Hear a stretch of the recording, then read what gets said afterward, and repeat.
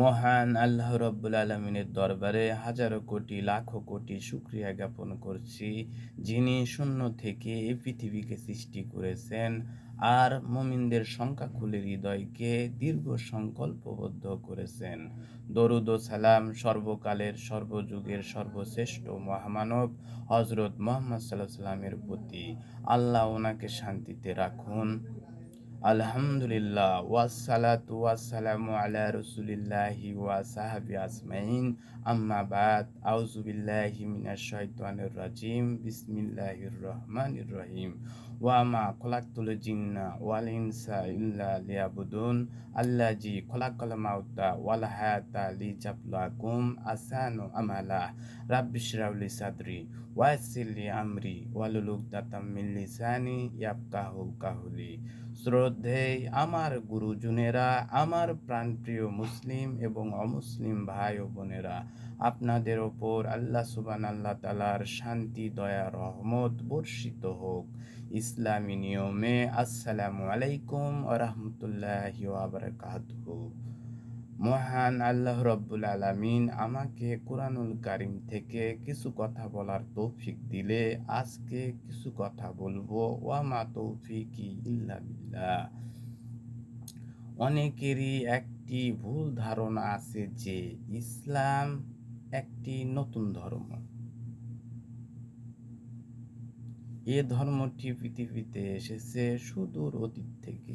সত্যি বলতে ইসলাম পৃথিবীতে এসেছে সুদূর অতীত থেকে, যখন থেকে প্রথম মানুষ এই পৃথিবীর বুকে হেঁটে বেড়াইছে।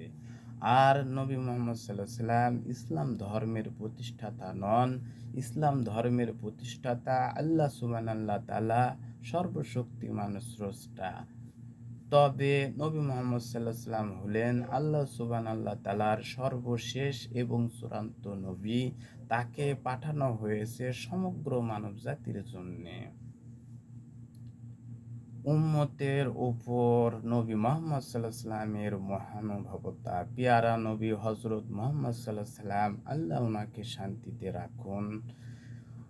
আল্লাহ ওনাকে শান্তিতে রাখুন। তিনি তার উম্মতের জন্য এত বেশি দোয়া ও অনুগ্রহ করেছেন যা অন্য কোনো নবী বা রাসূল করেননি। রাসূল সাল্লাল্লাহু আলাইহি সাল্লাম নিজ উম্মতের জন্য যে পরিমাণ কেঁদেছেন, অন্য কোনো নবী বা রাসূল তার উম্মতের জন্য সে পরিমাণ কাঁদেননি।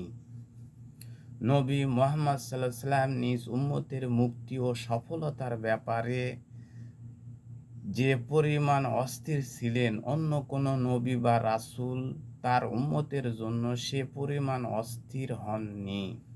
তবে নবী মুহাম্মদ সাল্লাল্লাহু আলাইহি সাল্লাম নিজের উম্মতের জন্য যে পরিমাণ আহাজারি করেছেন, অন্য কোনো নবী বা রাসূল তার উম্মতের জন্য সে পরিমাণ আহাজারি করেননি।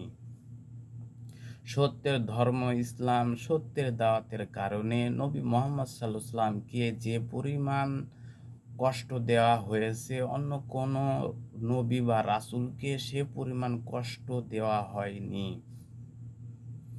আল্লাহ ওনাকে শান্তিতে রাখুন।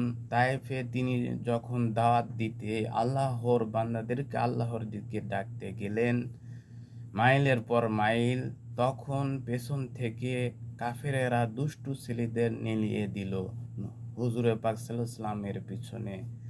হুজুর পাক সাল্লাল্লাহু আলাইহি সাল্লামের ওপর পাথর পড়ে, পা ফেলে পাথর পড়ে, পা ফেলে পাথর পড়ে, পা থেতলিয়ে গেল, নীল বর্ণ ধারণ করলো, পা ফেটে রক্ত বের হয়ে গেল। নবী মুহাম্মদ সাল্লাল্লাহু আলাইহি সাল্লামকে এত পাথর মারা হলো যে তিনি অনেক কষ্ট পেলেন। আমরা জানি পায়ের নলা থেকে সহজে রক্ত বের হতে যে কি পরিমাণ কষ্ট, একমাত্র নবী মুহাম্মদ সাল্লাল্লাহু আলাইহি সাল্লাম ছাড়া অন্য কেউ জানে না। প্রত্যেক বছর হাজিরা এই তায়েফের ময়দান পরিদর্শন করতে যায়। সুপ্রিয় দর্শক শ্রোতা, ভিডিওটা ভালো লাগলে অবশ্যই লাইক, শেয়ার, কমেন্ট করবেন পরবর্তী ইসলামী ভিডিওর নোটিফিকেশন পাওয়ার জন্যে। তবে বন্ধুরা, বন্ধুরা আমার চ্যানেলে নতুন হলে অবশ্যই চ্যানেলটি সাবস্ক্রাইব করুন পরবর্তী নোটিফিকেশন পাওয়ার জন্য। আর অলরেডি যারা এখনই সাবস্ক্রাইব করেছেন তাদেরকে অসংখ্য ধন্যবাদ। নিয়মিত ভিডিও পেতে আমাদের সাথেই থাকুন। সে পর্যন্ত আপনারা সুস্থ থাকুন, ভালো থাকুন, আমাদের সাথেই থাকুন। আর 30টা রোজা করার তৌফিক দান করুন। ওয়া আখিরি দাওয়ানা আলহামদুলিল্লাহ রাব্বিল আলামিন।